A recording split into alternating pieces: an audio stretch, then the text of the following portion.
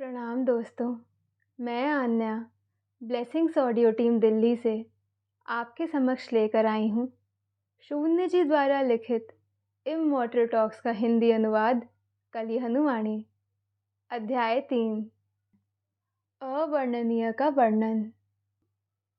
उर्मी और जानकी रूपा की आयु में 20 वर्ष का अंतर था, तो भी वे घनिष्ठ सहेलियां थीं। सभी मातंग यह मानते थे कि उर्मी मानसिक रूप से 80 वर्ष की महिला थी जो 20 वर्ष की देह में फंसी हुई थी। देवताओं ने भी उसे अगले मातंग प्रमुख उर्वा की होने वाली पत्नी घोषित कर रखा था।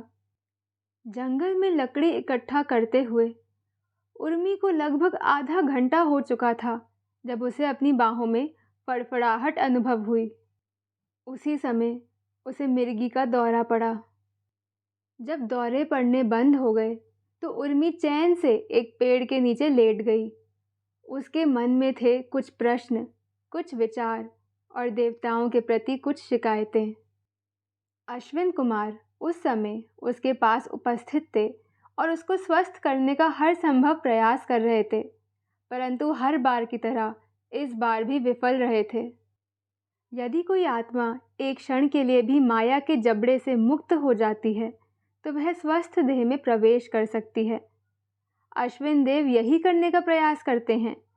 उनके लिए रुग्णता को ठीक करना माया के साथ युद्ध है। यदि वे जीतते हैं तो रुग्णता ठीक हो जाती है, नहीं तो जैसा कि उर्मी के साथ हो रहा था, रुग्णता चलती रहती है। कुछ देर बाद हनुमान जी भी वहां आ गए। अश्विन देव बोले, हनुमान जी, अब तक हम माया का वह हथकंडा नहीं पहचान पाए हैं जो उर्मी की आत्मा पर पकड़ बनाए हुए है। हनुमान जी बोले, मेरे पास एक योजना है।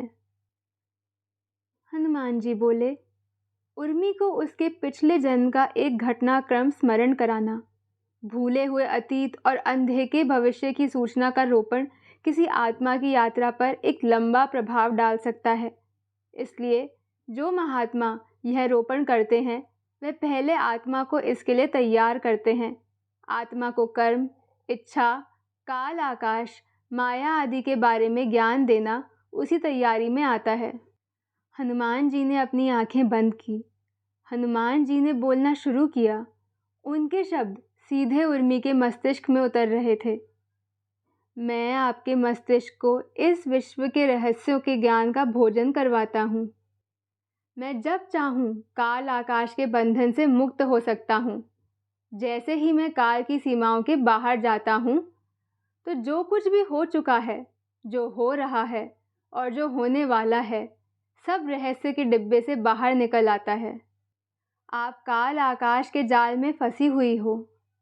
हनुमान जी ने कहा, आप अपनी उर्मी नामक पहचान को त्याग दो। आपकी कोई पहचान नहीं है, कोई मन नहीं है, कोई स्मृतियां नहीं हैं।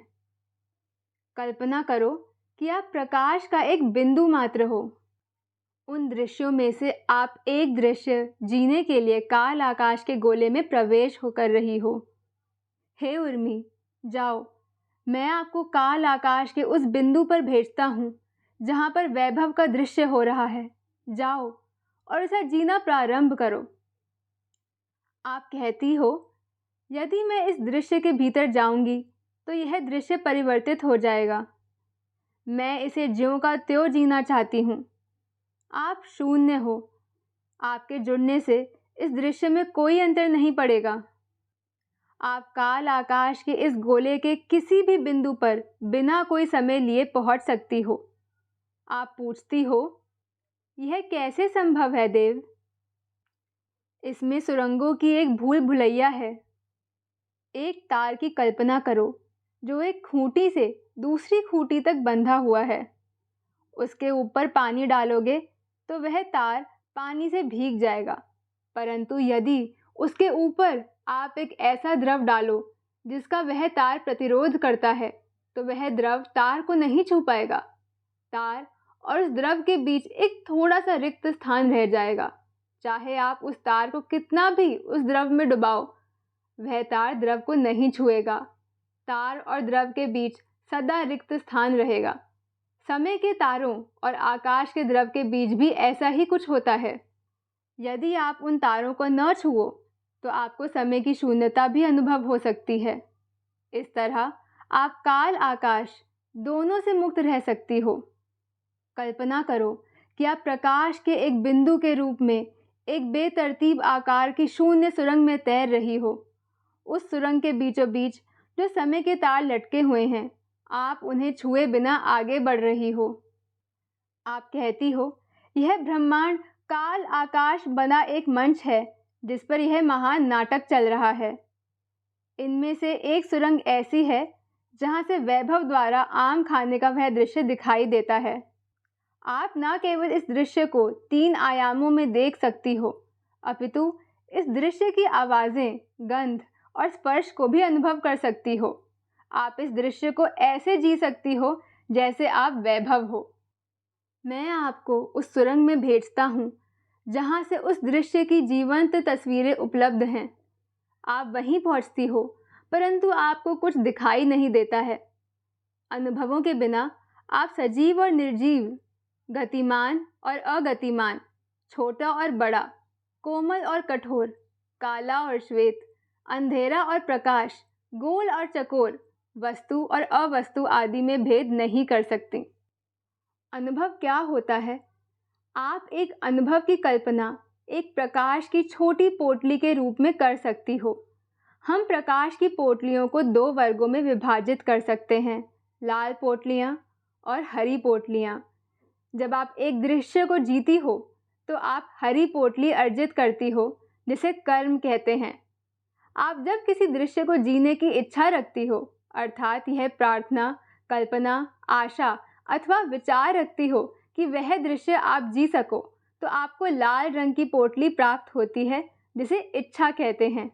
जब इच्छा फलित हो जाती है तो कर्म में बदल जाती है, अर्थात लाल पोटली हरे रंग की पोटली में बदल जाती है। किसी भी किरदार की विशिष्ट पहचान उसके पिछले कर्मों और इच्छाओं से बनती है। वैभव के कर्म और इच्छाएं उसके जन्म से ही नहीं, उसके जन्म से पहले से ही जुड़ती आ रही हैं। उसके जन्म के समय भी उसका एक विशिष्ट व्यक्तित्व था, एक विशिष्ट देह और एक विशिष्ट परिवार। वह सब कहाँ से आया? उसके पिछले जन्मों के अनुभवों से। आप शून्य हो। इस दृश्य को जीने के लिए आपको पहचान धारण करनी पड़ेगी। इस सुरंग के बीचों बीच जो समय के तार लटक रहे हैं, उन पर सवार हो जाओ। इच्छा और कर्मों की प्रकाश पोटलियां आपके ऊपर स्वतः आकर लद जाएंगी।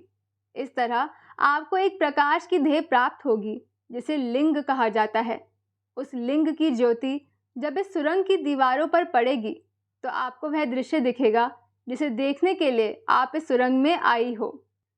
शून्य सुरंगों की यह व्यवस्था आपको किसी भी दृश्य के 3 आयामों में दिखाई है। इस व्यवस्था के माध्यम से आप दृश्य की सभी अनुभूतियों को प्राप्त कर सकती हो। समय के तारों पर सवार होते ही आप शून्य नहीं रहोगी, आप वैभव की पहचान धारण कर लोगी। आप इस दृश्य को ऐसे जियोगी जैसे आप वैभव हो। आप दृश्य की रचनाकार नहीं हो, आप केवल साक्षी हो। आप इस सुरंग में इस दृश्य को जीने आई हो। वैभव उस किरदार का नाम है जिसको जीने के लिए आप यहाँ आई हो। कटु सत्य यह है कि समय के तारों पर चढ़ना सरल है, परंतु उतरना कठिन। हो सकता है कि आप एक दृश्य को जीने के लिए समय के तारों पर चढ़ो और करोड़ों दृश्य जीने के पश्चात उतर पाओ। समय के तारों पर चढ़ने और उतरने के बीच की आपकी यात्रा को आत्मा का नाम दिया जाएगा। एक बार समय के तारों पर चढ़ने के पश्चात उनसे उतरना कठिन क्यों हो जाता है? यह समझने के लिए आपको इस ब्रह्मांड को 2 भागों में देखना होगा, आंतरिक संसार और बाहरी संसार। शून्य जैसे ही समय के तारों पर सवार होते हो, लाल और हरे रंग की प्रकाश पोटलियां आपके ऊपर लद जाती हैं और आपको प्रकाश की एक देह प्राप्त होती है। तत्पश्चात आप काल के तारों पर फिसलते हुए दृश्य को जीते हो। बाहरी संसार वह संसार है जिसमें दृश्यों के किरदार उपस्थित हैं। सभी दृश्य वहां पर पहले ही घटित हो चुके हैं, उनमें परिवर्तन की कोई संभावना नहीं है। यदि हर दृश्य को जीने के पश्चात आप पुनः शून्य बन सकती हो, तो आप एक साधारण आत्मा नहीं हो, आप एक देवात्मा हो। साधारण आत्माएं अपनी प्रकाश की देह के साथ इतना आसक्त हो जाती हैं कि उसे छोड़ नहीं पाती। एक साधारण आत्मा जैसे ही किसी दृश्य को जीना शुरू करती है, आंतरिक संसार को भूल जाती है और बाहरी संसार से आसक्त हो जाती है। उसे यह अनुभव होता है कि वह समय के तारों से चिपक गई है और उसके पास समय के साथ साथ एक दृश्य से दूसरे दृश्य में घसीटते हुए चले जाने के अलावा कोई विकल्प नहीं है।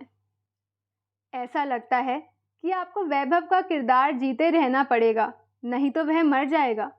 आपको ऐसा लगता है कि आप ही वैभव हो। आपको ऐसा क्यों लगता है? अतीत के अनुभवों के कारण आप यह भूल जाती हो कि आप शून्य हो और आप केवल एक दृश्य जीने के लिए यहाँ आई हो। वैभव के बारे में चिंता करना आपका काम नहीं है। जो भी उसके साथ होने वाला है वह पहले से ही हो चुका है।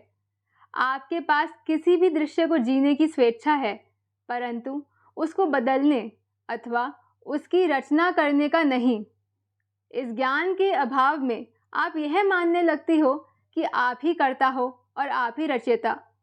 परंतु जैसे ही दृश्य समाप्त होता है तो परम ज्ञान के सहारे आपको दृश्य से बाहर आ जाना चाहिए। आपको समय के तारों से नीचे उतर जाना चाहिए। आपकी आत्मा इस समय उर्मी नामक किरदार के जीवन के दृश्यों को जी रही है। इस समय आपके किरदार को मिर्गी के दौरों की एक भयानक रुग्णता है। आप ऐसे दृश्य जीने की इच्छा रखती हो जिनमें आपको किरदार स्वस्थ चाहिए। यदि आपको अपने ऊपर लदे कर्म और इच्छाओं की प्रकाश पोटलियों को त्यागने में कोई कठिनाई नहीं है, तो आप अभी और इसी समय किसी भी शून्य सुरंग में घुसकर कोई भी दृश्य जी सकती हो। आप निवेदन करती हो, कृपया करके मुझे एक स्वस्थ जीवन दे दो। उसके लिए मुझे जो कुछ भी देना पड़े मैं तैयार हूँ। आपको उनका त्याग करना पड़ेगा। उनको त्यागना इतना सरल नहीं है। प्रकाश पोटलियाँ छोड़ने का अर्थ है पहचान छोड़ना। मैं उर्मी के रूप में पैदा हुई। मेरे जीवन स्वास्थ्य संबंधी संघर्षों से भरा पड़ा है। मैं इन विचारधाराओं का पालन करती हूँ। मुझे एक दिन मरना है। ये सब विचार कहाँ से आते हैं? उन कर्म और इच्छाओं की प्रकाश पोटलियों से जो आपकी आत्मा के ऊपर लदी हुई हैं। किसी दृश्य को जीते समय कर्म और इच्छाओं की प्रकाश पोटलियों को पकड़कर रखना दृश्य को पूरी तरह जीने के लिए आवश्यक है। परंतु जैसे ही दृश्य समाप्त हो जाता है, आपको कर्म और इच्छाओं की पोटलियों से अपनी पकड़ ढीली कर देनी चाहिए। आप पूछती हो, हे देव, मेरी जैसी साधारण आत्मा के लिए सभी कर्म और इच्छाओं की पोटलियों को त्यागना संभव नहीं लगता। क्या केवल उन प्रकाश पोटलियों को त्यागा जा सकता है जो मेरी देह के रोग का कारण बनी हुई हैं? परंतु आप उन पोटलियों को पहचानोगी कैसे? केवल ऋषि मुनि उनको पहचान सकते हैं।